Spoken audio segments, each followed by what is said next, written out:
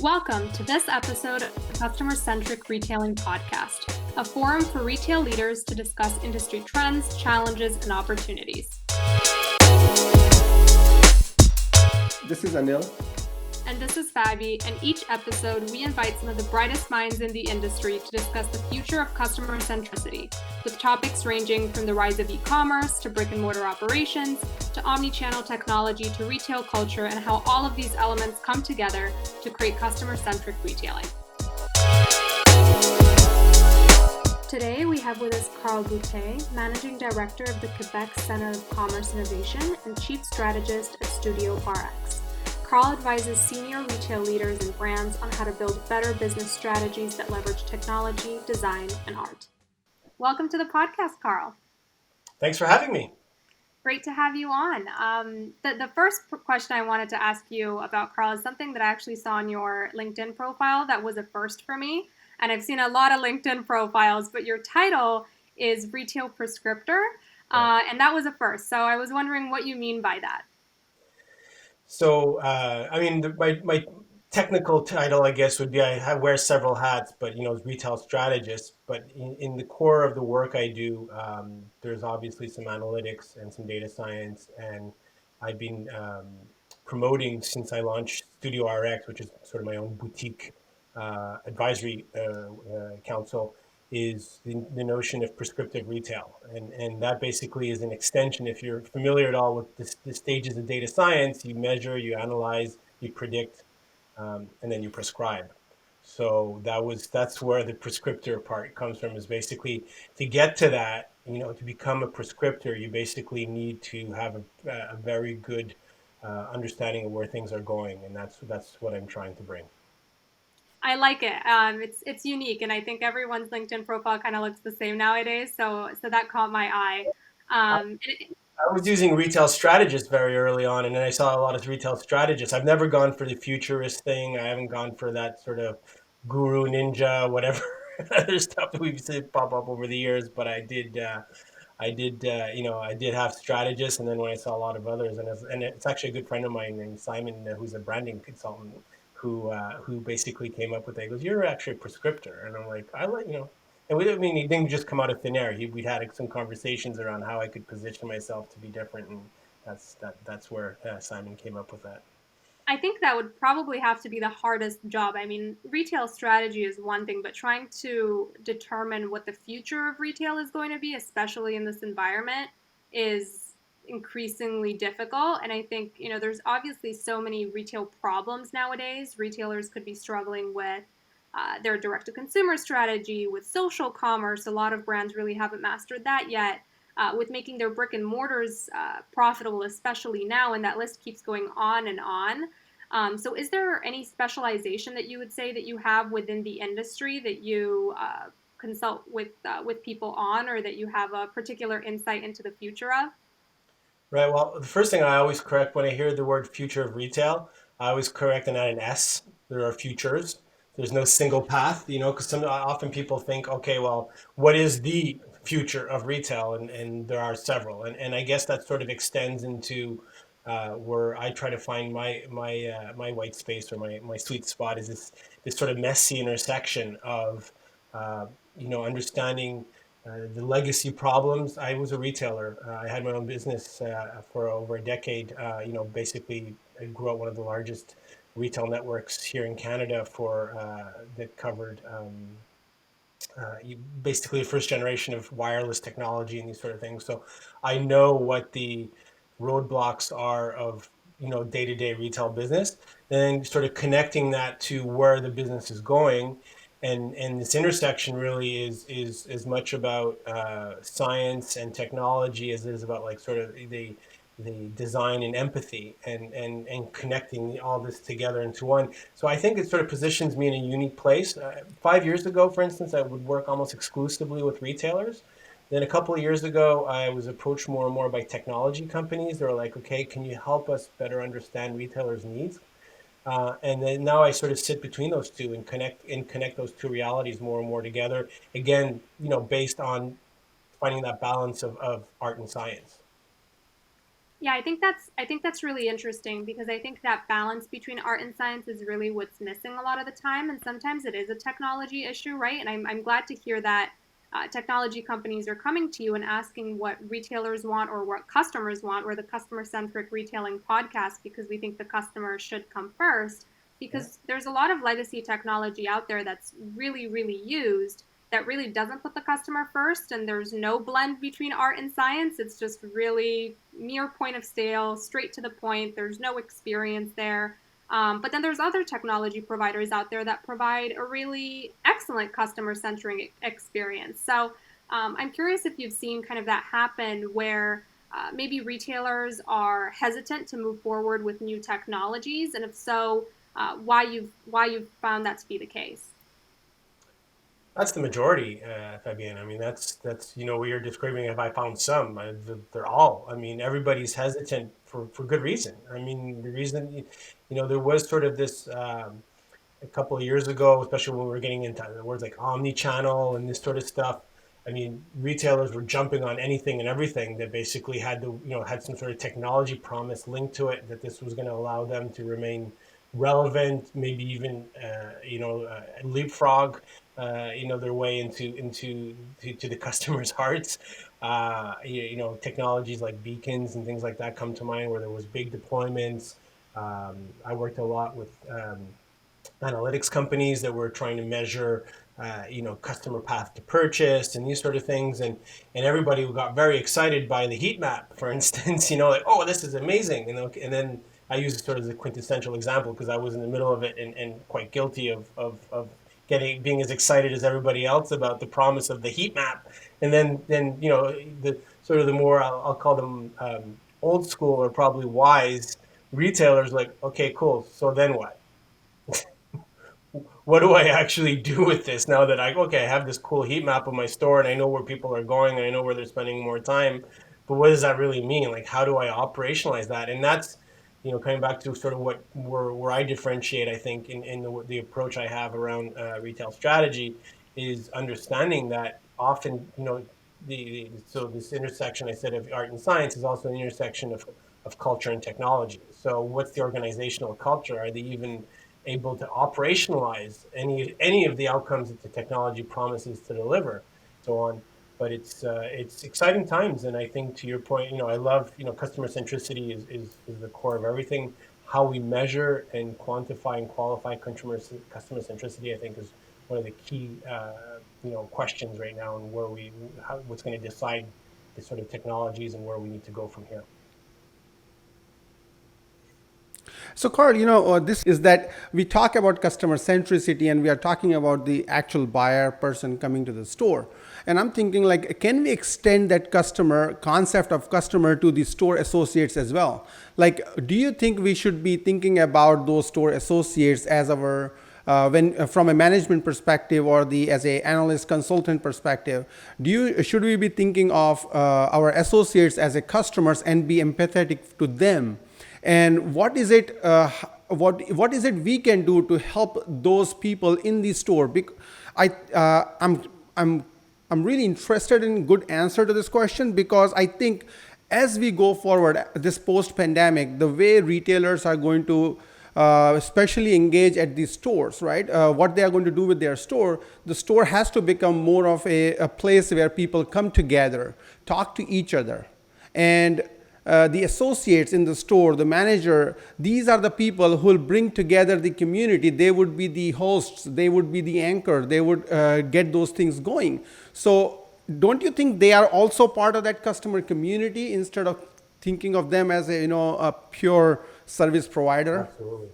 Absolutely. I mean, much more. I've been saying for the store, the associate as a brand ambassador. And I've been saying that I'm not the only one. Obviously, lots of others have been promoting this concept that you need to have, we need to promote brand ambassadors. Now, to do that, so first of all, the number one asset, and you'll hear every retail CEO say this, and if they mean it or not is a different thing. The number one asset's always the people, right? And the associate and the person that's on the front line is your brand, is how you're going to manifest yourself. Now, depending on where your retail strategy is looking to create value for the customer, the role of that associate is obviously quite different. And if you're a Lululemon versus if you're here in Canada, Canadian Tire, for instance, or a Walmart or whatever, not the same dynamic, but we're going towards that. So we're automating out the tasks. I mean, that's already happening. It's been, again, this acceleration is just going to make that happen more quickly now, as the technology adoption around removing those sort of repetitive tasks are automated. So it leaves a really nice opportunity to create these really differentiated brand ambassadors, these ones that are really going to set you apart and make your brand special. Um, so now, where does technology come into this? And I remember it was a great podcast last summer from the CEO of Neiman Marcus, who's talking about clienteling, and that basically was going to become the core of their strategy: is how do I empower and my associate to basically um, use technologies at least at the same level as the customer. And maybe to your point, Anil, where does that line differentiate between customer and I'm calling them associates, but basically the person that works for you and represents your brand. Where does that line sort of transition? And these clienteling tools that are 24/7 now, that empower the associates and bring them to the same level as the customer. Because one of our biggest frustrations over the last decade, and I spent many years working with a large co-op here that had almost 1,000 retailers, and it was the thing I kept hearing from on the floor was the associates had a frustration that the customers were coming in more empowered and definitely more informed than the associates could be. They knew more about the stuff that the associate was selling just because of the tools had been really sort of skewed towards empowering the customer and knowing as much as they could about the product, the availability, the options, the prices.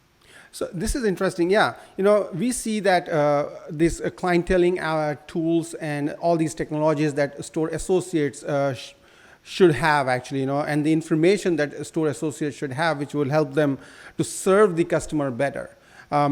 What is the actually, what would I what should we tell to these CEOs, the retailers, the specialty brand retailers? What kind of what is it that we can tell them that would move the leadership team of these specialty brand retailers to take this step of bringing these technologies in their store and not be so much, be worried about making a technological mistake? Because, like, in my experience, what I've seen is most of these, big enterprise specialty brand retailers, they generally try to stick with the old technology because it's safe, it's proven technology. So what do you think? What can we tell these people, like, why they should invest, how much return they get, what kind of ROIs they would see? Can you help us get more clarity around it? Well, yeah, the ROI question is a big one. So I'm going to pivot that question a bit and maybe hopefully bring us back to what you're clearly asking about. So again, I keep bringing back this notion of the importance of the culture of the company. And I think one of the key tenets of that culture is sort of having a more, and I don't want to use it's a buzzword, I mean, but it still explains what we're trying to say here is agility, right? So to try and iterate and know that they can prototype through, and not have to bet the farm necessarily on a technology. That said, I mean, some of these technologies do require some pretty deep integrations, and this is where the experience of actually having run and knowing what setting up an ERP and all the other components that extend from that, the complexity that creates, and how the IT group is a little freaked out anytime you want to even get close to that system. So it does create some complexities around even prototyping, for instance, if I want to have visibility on inventory, for instance. So, but the mindset has to be, and this is where the culture piece ties in, is we can't be too, if we're panicked by failure, we're already dead. And Seth Godin has a much better quote than me on that. But there's basically, if you're worried about failing, you should be, you're clearly destined for failure. Basically, is what the something of that notion. So the organization, the leadership, the executive team need to have a way of iterating, testing, onboarding, in maybe a controlled or less controlled environment. I tend to prefer ones that are not quite as controlled because I think they're more realistic. But whatever, at least as long as they're trying it and they're like open to it, um, in the last year, the challenge of that approach has been that resources are more and more scarce. Specialty, you mentioned specialty brand retailing. I mean, depending on which specialty brand you're in, if you're in sort of the fashion side, more formal, especially, it's been a horrific year. If you're on the casual side, then it's been a little bit better, and now's the time to double down. We've seen this with some investments, like I'll come back to Lululemon and their acquisition of Mirror, for instance. So you'll see more chance taking there. Um, I think that the key unlock, and it's still early days. I'm studying this very closely, and I do have some academic parallels in my work. Um, I think the key metric that's going to help us get there is organizations that embrace the notion, or at least the philosophy, of customer lifetime value. And so it seems like I just made a huge jump here, and I'm sorry for some people, like trying to make that connection might be a bit of a stretch, but I think that's ultimately what gets you to the ROI question. That you have. How do you prove ROI? It's going to be very difficult if you're using traditional metrics. If you're using quarterly, if you're a publicly traded company, you're tied to these sort of quarterly results cycles that are disastrous for our industry. Same store sales is probably the worst. But all those other sort of traditional ones, if your organization can sort of pivot, even if it isn't the classic definition of customer lifetime value, which is a sort of always changing algorithm of average amount of transactions, average transaction value over a lifetime, whatever that means, and obviously from sort of category to category, that means very different things. If I'm talking about automotive, if I'm talking about fast fashion, very, very different, right? Um, but if the what I'm really interested in is sort of the mindset shift that happens, the way that you look at the organization at that moment.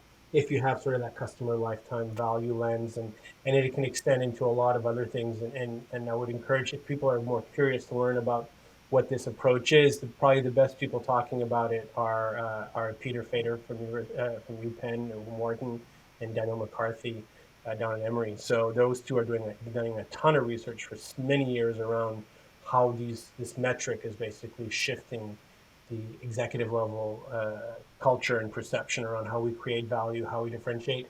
And it really ties right back to your customer centricity and your customer centric model. Because what does customer lifetime value ultimately do?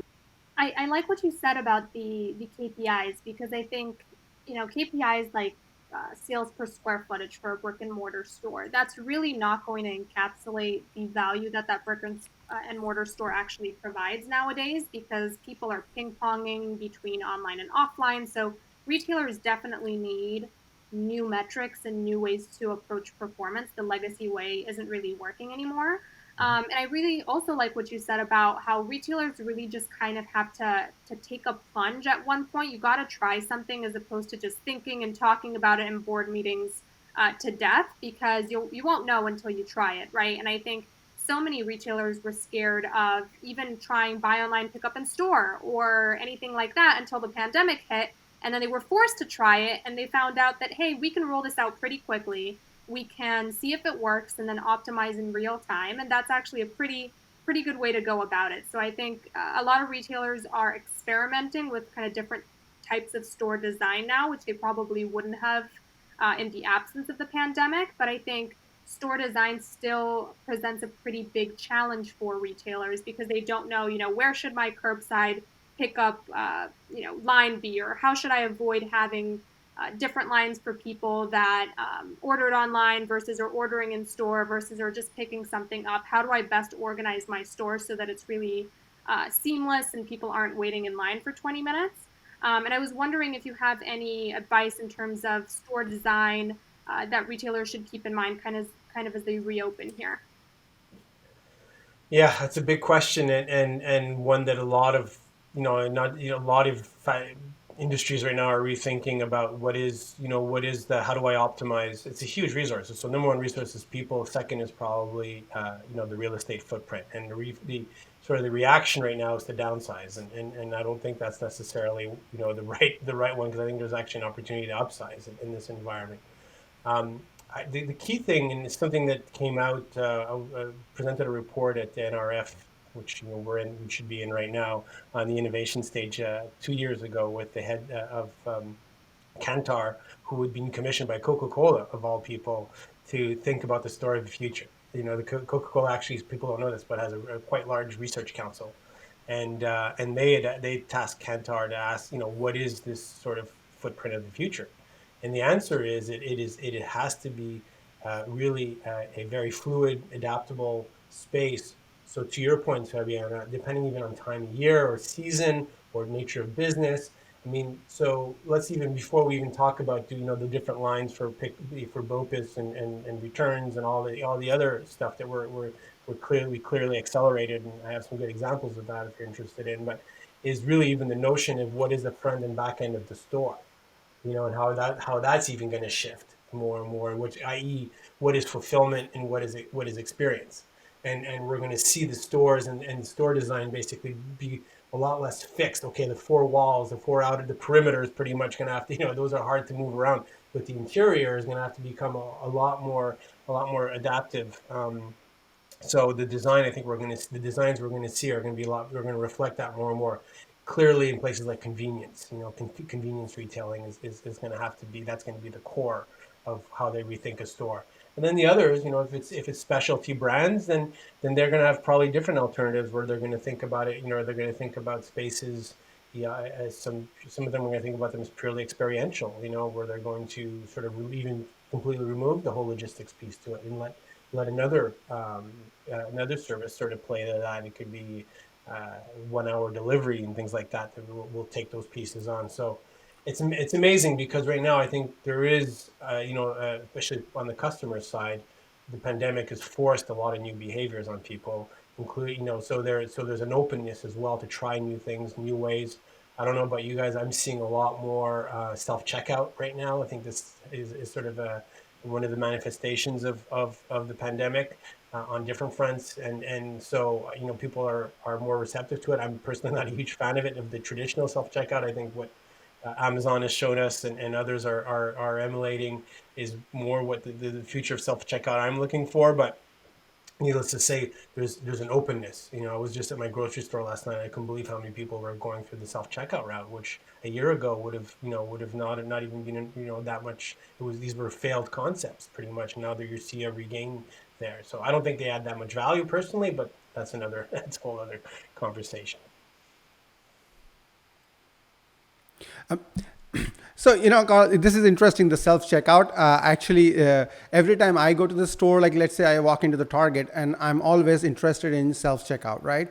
But what I always miss is, like you said, Amazon style of self checkout, or in fact, I think it could be much more easily achieved because you are already providing your customer, most of the retailers are providing buy online, pick up in store.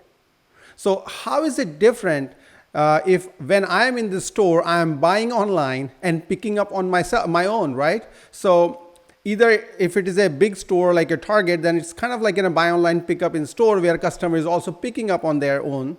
Or in case of specialty brands, smaller stores, showrooming kind of situation, I could still walk in the store, I could still try the product, whatever, and then complete my purchase on my own phone. That should send immediately a message to the store and get the order fulfillment triggered and all that stuff. So I think it's not so much of a technology investment that is needed here to achieve the self checkout. It is more of like a simple thinking. We don't have to think in a really complex terms and all that.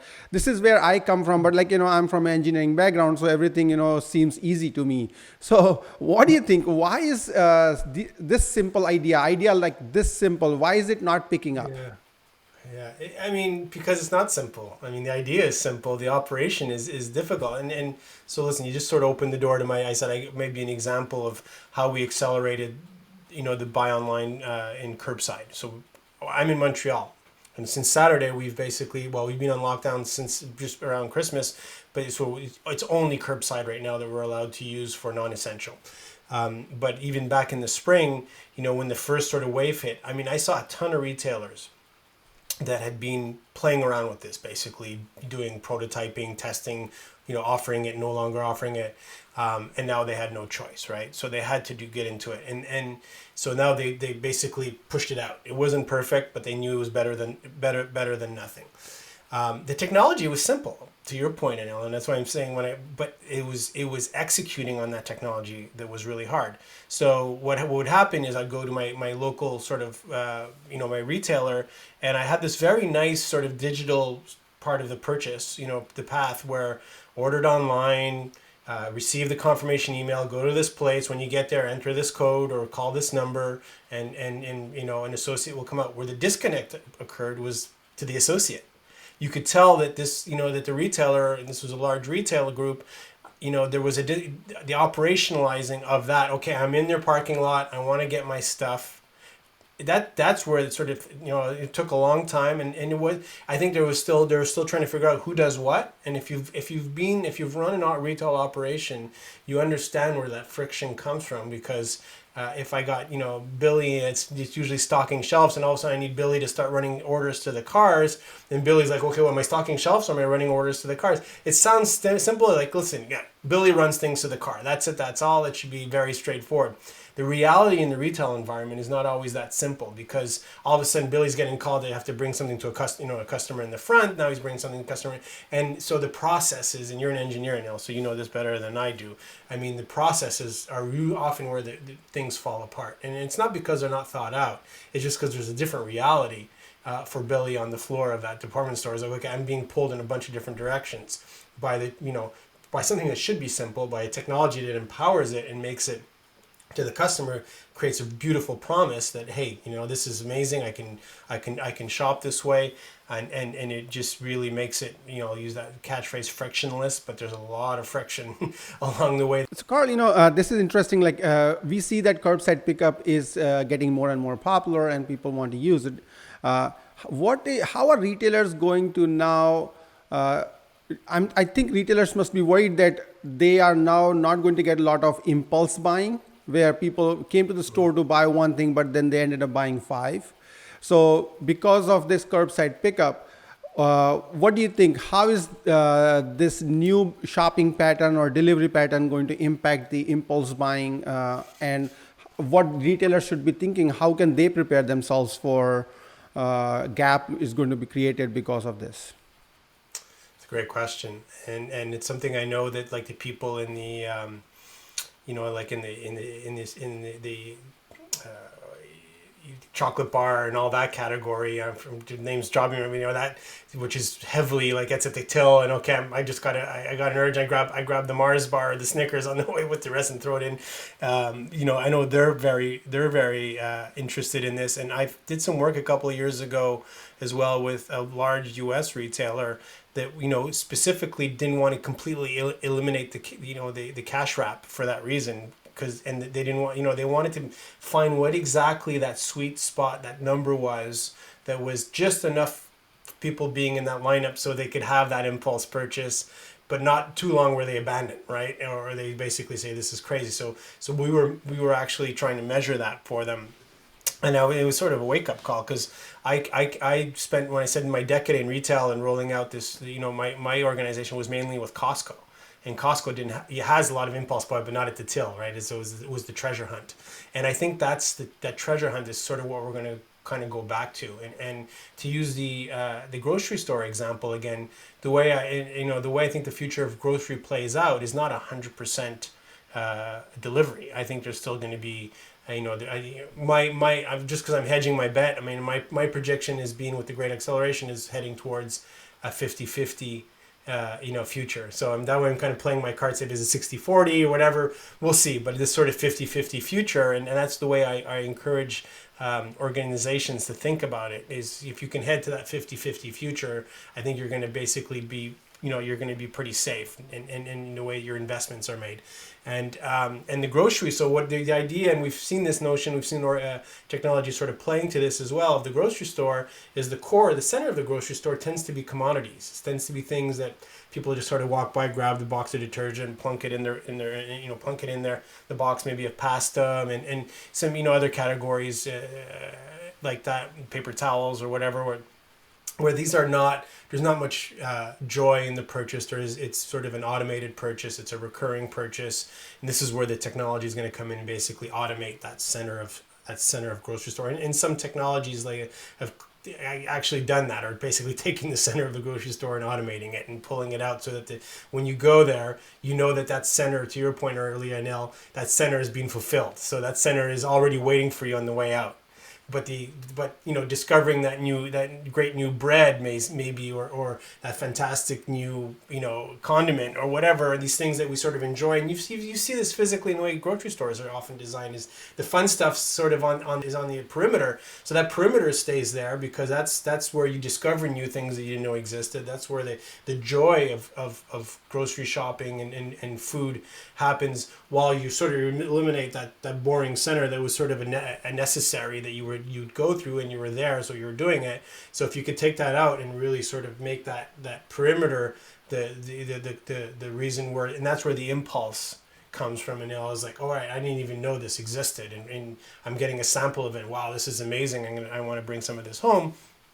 Again, using a lot of the Costco analogies there too, but it was. I think that perimeter is where the impulse is always going to happen. Is it going to be at the checkout? Not so much. I think that's that the businesses that are dependent on that checkout wrap to get that impulse buy, they're going to have a bigger and bigger struggle. Yeah, I know. And also, with this mobile application and mobile digital, getting all your websites optimized for mobile, the customers, when they are using their phone to place an order that they can pick up on the curbside, there's a lot of opportunity for retailers to communicate with the customer while they are either, let's say, when they are waiting for the curbside, or we tell them, hey, your order is ready, come pick up, and all that. There's a lot of communication opportunity there, and these communication, for sure, makes customer more comfortable to complete their transaction. Something that they ordered, they'll come in the store and pick up. Actually, means you don't want them to abandon the BOPIS orders or curbside orders, right? So you want to keep them engaged and all those messaging. Also, these engagement events are helpful. These are also opportunities for retailers to provide additional information about other products that could be relevant. Now, because we know what the customer bought, we know much more information about this customer. It's easier, I believe, first, it's important here, like you said, earlier, if we could do clienteling, if we can do customer centricity, then customer lifetime value should increase. And this is the opportunity where, we have a much more information about our customer, so we can provide customer with additional ideas on what they could be buying while they are already at the store waiting to pick up their curbside order, or maybe they are planning to come to the store.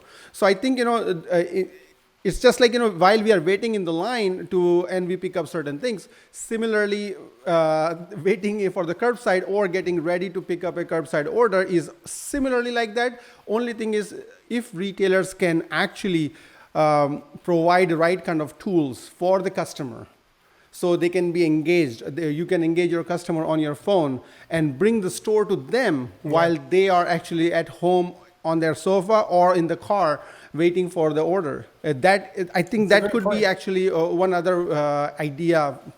Well, what I like a lot about that, and you're right, it's not something that we're seeing used at all, enough, or at all for that matter, is the opportunity to create that impulse moment at the curbside.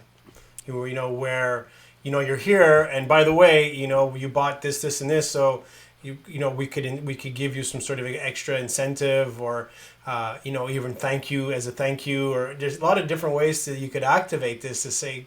That's one of the things that I'm a bit disappointed in.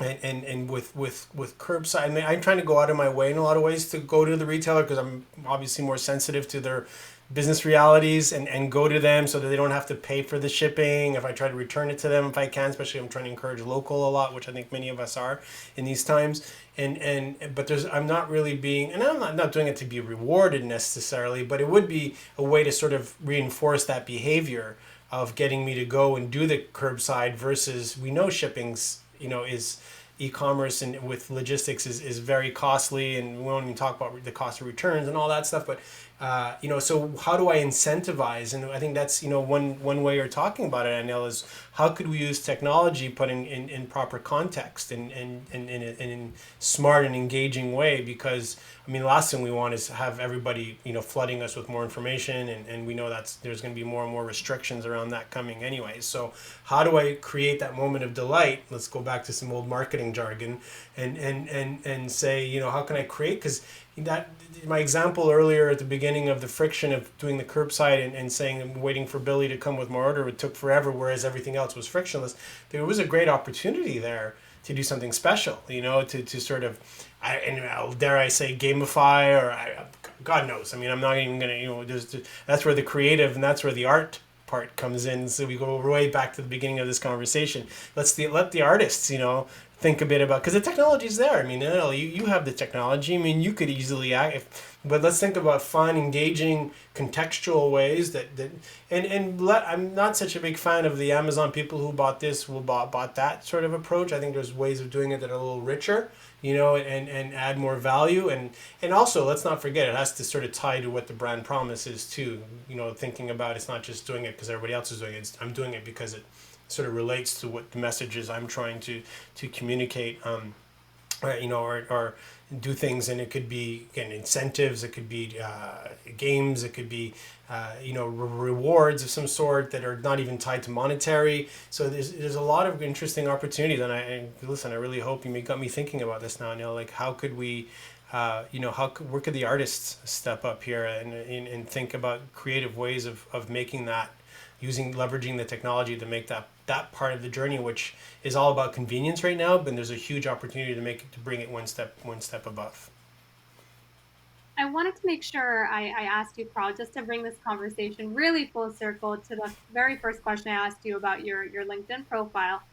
Since you are a retail prescriptor and you do think about the future or futures, as you said, if there's any trends that are really catching your eye right now that are making you think, wow, I really think that's one of the futures of retail, or I really think that's what up and coming retailers should be focusing on. Focusing on is a big term. On the art side, and a lot of my work since the pandemic started here is being working with a local nonprofit that helps bring technology to small business.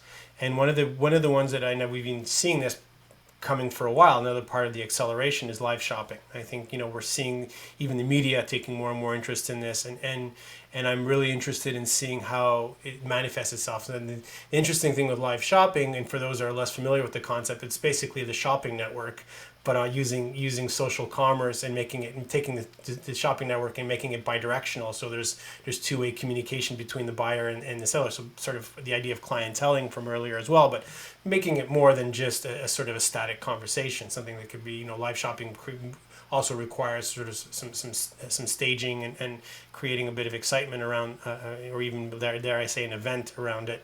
But the neat thing about it is we see what China's been able to do, and so we talk about the futures of retail. I mean, there's one future there that's clearly showing us a path forward. So I'm very excited about live shopping. I think there's something there that we in North America, especially in Europe, have big opportunities to capitalize on, and maybe let's get crazy here, I know, and think about the Bopis example where we integrate live shopping into that while I'm waiting in my car for the order. Is there an opportunity there where without even setting foot in the store I could have a live shopping experience that's triggered by my presence in the parking lot? But I think that one's really neat because it brings sort of back a human element to a very, so far, sort of static technological. We've been using platforms and marketplaces, now for 20 years that have been very two-dimensional, and very focused on convenience and discovery to a certain extent, but there hasn't been much. The human part of it has really been lacking. So maybe I think this live shopping piece could be creates a nice intersection. And maybe two fun stats, if you allow me, around live shopping in China, just to sort of say where this excitement comes from. So I think we're pretty much all familiar now with Double 11 or Singles Day in China, right? So they did in that day, the Tmall platform basically had the equivalent of 1,600 years worth of live shopping in one day occur on that day. And so the amount of consumption that's happening through live shopping is exploding, and that's obviously in a place where a platform is optimized for that. Like China, we don't have those platforms yet here. We're seeing Facebook and Walmart and Shopify and all these others trying to come around and trying to sort of pull that together, which China already has in a one-stop shop. The other statistic, the one I just found out last week, which is so the number one, because they work a lot with influencers to create this live shopping, the number one live KOL, or key opinion leader, which are the people that drive these live shopping events in China, she basically produced the same revenue as Carrefour in China, $4.4 billion on her own for 1 year of doing live shopping. And I think we can leave it there. There are so many things that we could pick your brain on, but we want to thank you so much for your time today, and just kind of concluding our episode here. It would be great if you could just tell our audience what's next for you, and how they can keep up with you. What's next for me? Well, you pointed out my title. I myself proclaimed title Retail Prescriptor, but also what's underneath that heading is engaging globally, acting locally. So I'm still going to be acting very locally, working here with this nonprofit that's supporting local business, the Quebec Center for Retail for Commercial Innovation. So that's going to be taking up the majority of our time, and we have all sorts of initiatives that are there to support local business, which are meant for my region here, but my province, but they translate well around the world, I think, and happy to share those best practices. And then the engaging globally part is still going very, very strong. So I'm still spending a lot of time engaging around the world, doing this sort of thing with people. One of the markets I'm particularly interested in is India. I think India is sort of the next future of commerce in a lot of ways. Is getting ready to play out there and leapfrog the way China did with SARS. I think India could be doing with COVID. But yeah, I was still ready to go around the world without leaving my office for the next couple of months, and engage with retailers, technology providers, help them better understand how this is all playing out and where the opportunities are created. Yeah, and thank you to technology for allowing us all to travel the world without leaving our homes now. It's definitely a lifesaver. But yeah, we wanted to say again a special thank you to you for joining us, and we encourage our audience to keep up with you as you discover the different futures of retail, as you mentioned. Well, thanks so much, Fabienne. Thank you very much, Anil, for having me, and let's keep in touch. That's it for this episode of the Customer-Centric Retailing Podcast, featuring our special guest, Carl Boutet. Carl delivers prescriptive retail experience strategies to retailers and brands, and truly believes that the best customer experiences are all about mastering the intersection between art and science. If you like what you heard, you can subscribe on Apple Podcasts, Spotify, and Google Podcast. Please rate and review, and recommend to a friend or fellow retail fanatic. This podcast is brought to you by Hot Wax Commerce.